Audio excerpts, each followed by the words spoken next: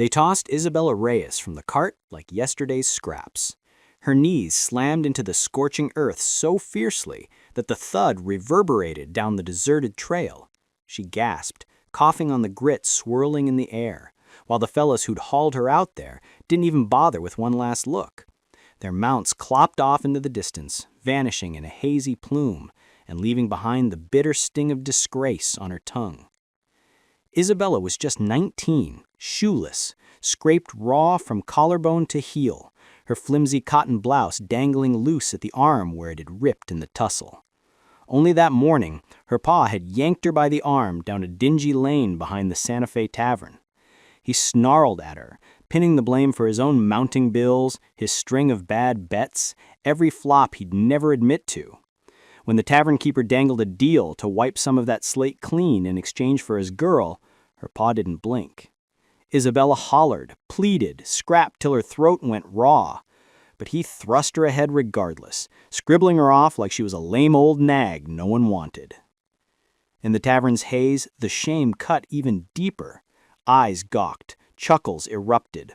One fella pounded the card table and bellowed that she wasn't fit for half a sway-backed mare. She hugged herself tight, trying to shrink, to vanish, to shield what little was left. But protection? That ship had long sailed. Then a newcomer pushed through the swinging doors. William Kane, a 54-year-old cattleman whispered about in backroom tales, grit caked on his brim, calluses etched deep on his fists, and a quiet that hung like lead, hushing the whole joint. He strode to the counter, no fanfare, and slapped down coin enough for a prime stallion. The chatter died. The tavern boss tallied the silver, gave a curt dip of his head, then growled, "She's yours now, Kane, but if she bolts, that's your headache." A sloshed player at the faro game snorted, banged his mug, and jeered, "Best inspector gums before you seal the deal." William didn't twitch. The heckler's guffaw choked off when their gazes locked. Cool, unyielding, like a soul who'd laid lesser bullies 6 feet under. He turned to Isabella, pausing, waiting for her to rise on her own steam. When she couldn't muster it, he murmured soft, "You able to stand?" She shook her head, numb. William didn't prod. He eased back, patient as stone, his expression a blank slate. She lurched into his silhouette, quivering, bracing for the ugly, coarse grips, harsh claims, a doom blacker than the hell she'd clawed from. But William kept his distance. He yielded ground like her breathing room was worth more than gold. Then, deliberate and slow, he crouched down and rumbled low, "Think you can get up?" Isabella gave it a go. Her limbs wobbled like reeds in a gale. She crumpled back, mortification flaring hotter than the baked ground. But William held steady, silent, enduring, never shoving, never snatching, never handling her like the cast-off they had branded when she stayed down. He scooped her up gentle-like, one arm cradling her calves, the other propping her spine, as if she were china, something irreplaceable. Fresh tears tracked her cheeks, not from terror this round, but from a bewilderment that sliced just as keen. As the pony bore them clear of Santa Fe, the prairie unfurled boundless beneath the dipping sun. Isabella's words quavered as she breathed out the riddle gnawing her since he'd laid down that stake. "Why'd you shell out just to set me loose?" William's hush rapped a truth she wasn't braced for. But was that truth there to mend her spirit, or shatter it in ways no one could have guessed? Isabella stayed mum the whole trek back to William Kane's spread. The sun was easing behind the undulating meadows, gilding the whole expanse in that soft amber haze you catch only in a New Mexico dusk. She clutched the pommel fierce, fingers blanched, still on edge for the instant this cattleman would unveil his true angle for dropping all that cash. William guided the horse even-keeled, unhurried, like he fretted she'd slip away. Now and then he'd twist round, not to cow her, but to check she hadn't lost her grip. That glance baffled her worse than the rest. It wasn't hunger in his eyes. It was the gaze of a fellow with no axes to grind. When they pulled up at his place, she braced for yapping hounds, rough hands, hollering voices, the whirlwind she'd known since cradle days. What met her instead was a hushed timber veranda, a lone sway chair creaking in the breeze, and a sturdy stable flanking a pasture that rolled on forever. A mare nibbled grass close by, serene as a lazy stream. It was the first haven she'd glimpsed in ages, and a sliver of her rebelled against it. Stillness had always spelled peril in the hole she'd holed up in. Stillness heralded a roar, a slap, a barrier slammed shut. Her pins were knock-kneed as she swung to dismount, so William drifted near, cupping her elbow light, not clamping, just steering, tender and deferent, like coaxing a spooked colt. In the snug bunkhouse, the air carried pine, stale brew, and a cozy hint she couldn't pin. He placed a mug of spring water on the scarred plank and retreated, granting her elbow room once more. At last he broke the ice. "You're secure here. Rest easy. Ain't nobody coming knocking tonight." Isabella eyed him, words failing her. She crossed her arms fiercer over her bosom, barricading. Safe. The notion loomed too vast, too distant. Folks tossed it around her like fool's gold, always hollow. So she pressed, thread thin. "Why'd you buy me out?" William sagged against the logs, warned from the hall. For a beat he seemed wearier than 54, burdened by loads unseen. Your pa was peddling disgrace, not kin. Couldn't stand by for that. That hung there plain. Then he ambled out to tend the stock, stranding her with a revelation too hefty to cradle yet. She perched on the chair's lip, drawing her shins in, wrestling to fathom a gent who'd cashed in for her liberty, demanding zilch back. And that's when it hair. Just one cot in the whole outfit, crisp and pristine, like it had gone begging for weeks. Was he keeping secrets? Something skulking beyond her sight? She chided herself to let it lie. Shelter was shelter. A pallet was a pallet. But her thoughts looped to the tempests brewing unsaid in his stare. Nightfall crept in hushed, the sort of hush where the gale takes a breather. Isabella huddled in the rocker, limbs tucked, as William ducked in clutching a tin lantern. Its amber flicker chased the gloom, and she spied what had slipped her before. Grime on his spurs, grime on the bench, grime on the planks. But that bunk? Immaculate, edges crisp, barely rumpled. She studied him, wary and wondering. "You crash here or out yonder?" He parked the light and replied, "Gaze elsewhere. I bunk in the stable when the dark weighs extra. Critters keep their counsel." But Isabella sensed layers. A lone wolf in a one-room shack with a pristine spread, either dodging ghosts or guarding 'em fierce. She tracked him doff his lid, kneed his nape, like a soul freighted with unspoken decades. Ere she could probe deeper, a rig rumbled up the rutted path, languid, laden, too ponderous for company. Isabella went rigid. William tensed, gaze keen in the lantern's murk. A pair of roughnecks hopped off. She clocked one from the tavern, the same snake who'd cackled at her sobs. Her gut plummeted. They tracked her. Brutes like that don't mosey for chit-chat. They hunt to haul to hammer home that ink and jingle trump flesh or fury. William sauntered to the stoop with the poise of a codger who danced with devils aplenty. Evening. Even. The pair skipped the niceties. "We're fetching the gal." They spat it casual, like she was beef on the hoof, still auction-bound, like William was just another chump chasing his investment. Isabella clamped palms to her ribs, wheezing past the panic. William held his timber level. No holler, no iron. He just advanced and dropped words she'd never caught wind of. "She ain't your affair, ain't your claim, and she sure as hell ain't leaving with you two." The duo gaped, jarred by his ironclad tone. One hawked a wad in the soil, grumbled a menace, but William stood fast. He planted betwixt them and her like he'd squared with the fallout long ago.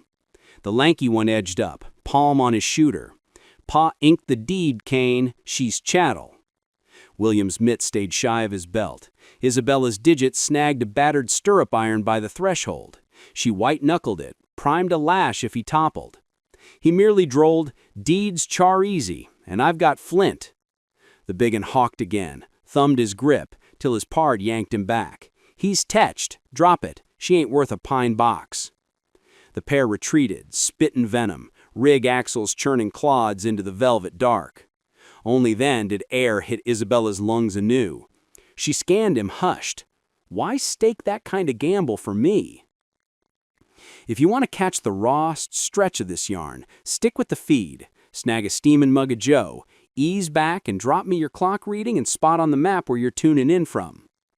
William latched the door soft after the louts peeled out, but Isabella's pulse thundered on like war drums. Seemed the whole gloamin' was coiled tight with her.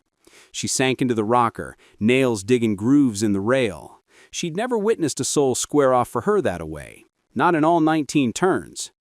William ladled water to a battered mug and passed it over. His paws were rock solid, timber even, but his peepers hauled a freight that screamed deep cogitatin'. "You holdin' up?" She dipped her chin, though her ribs squeezed like a vice. He eased onto the bench rim, elbows on thighs. "That breed won't quit, not with snakes like your paw stirring the pot with tall tales." Isabella ducked her gaze, chagrin clenching her gullet.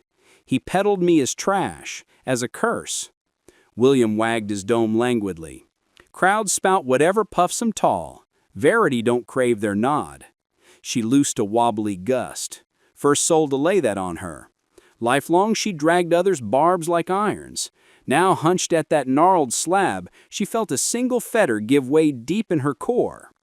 For a spell she pondered the trail that forged his conviction. As the flame guttered faint, William rose and snagged his duster. "This here's a loaded evening. Critters hold their peace. Bolt the latch from your side."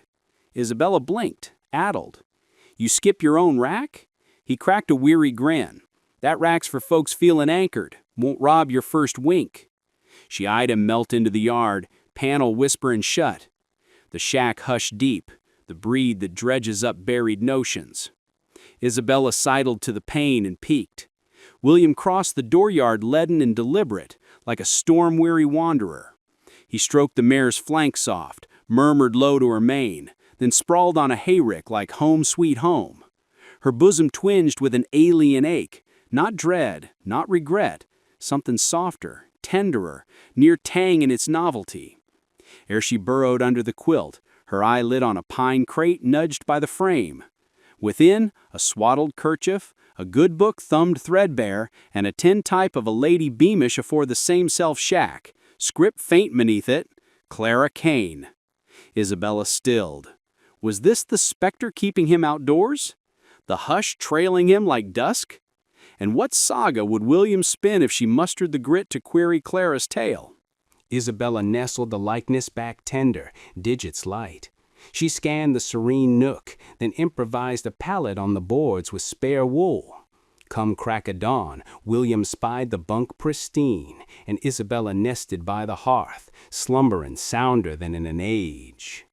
Isabella perched by the embers in the dawn's pale spill. Clara Kane's likeness still fevered her palms. That grin on Clara's lips, soft, inviting, the sort of bloom a dame wears when roots run leap. It stirred fancies of the devotion that had warmed this nook afore her chaos crashed in.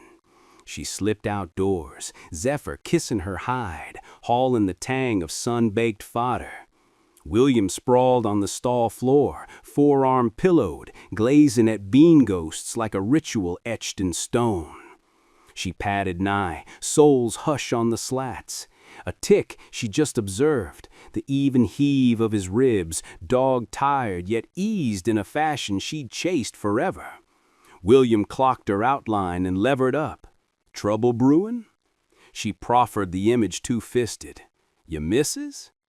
He claimed it careful, pad grazing the frayed edge. Aye, lost her to a blizzard seasons back. He mustered a quirk, but the grief beneath? Timeless, a companion he'd wooed, not warred with. Isabella dropped to the chaff beside him. "You carry her still." He bobbed. "Natural, love don't snuff when they do." She gazed to the shack, pain's blushing faint as levered her. Her timber quivered afresh. Then why pull for me? Why court strife for my sword? William drew a deliberate lungful, weighing each syllable. "Claire had nudged me to, 'cause no soul merits the discard you drew. 'Cause mercy's got a spark someplace, even out here." His saying sank soft into her, like a palm laid to her pulse. That's when it clicked. The globe hadn't lashed her 'cause she earned the lash. It had lashed 'cause none had paused to spy her shine, till now. Daybreak bloomed mellow and brass, washing the spread like a vow. Isabella lingered on the veranda, tracing the vista sprawl all ways, and a pivot stirred within. For the first, she weren't purchased or plucked free. She felt granted a fresh slate. She wheeled to the outbuilding. William was afoot, doling feed. He never glanced, but she curved her lips just the same. For once, the dawn seemed to kindle for her alone. She couldn't foretell the morrow's bend, but at last the morrow weren't a bogeyman. That's the gem tucked in their saga. Oft our lifelines ain't the braggarts with grand oaths. They're the muted sorts, the anchors, the ones who flat out deny the globe another casualty. And the toughest haul? Credence that we're worthy of a do-over, period. So reckon with me, if fate slung a clean break your way, you'd snatch it? You'd pardon the yesteryears long enough to stake a brighter path? If this tale tugged you, smack that thumbs up so kin can stumble upon it, and tail the stream for more yarns of grit and fresh starts. Snag your hot sip, hunker down, and clue me in on your hour in Hamlet where you're catching this.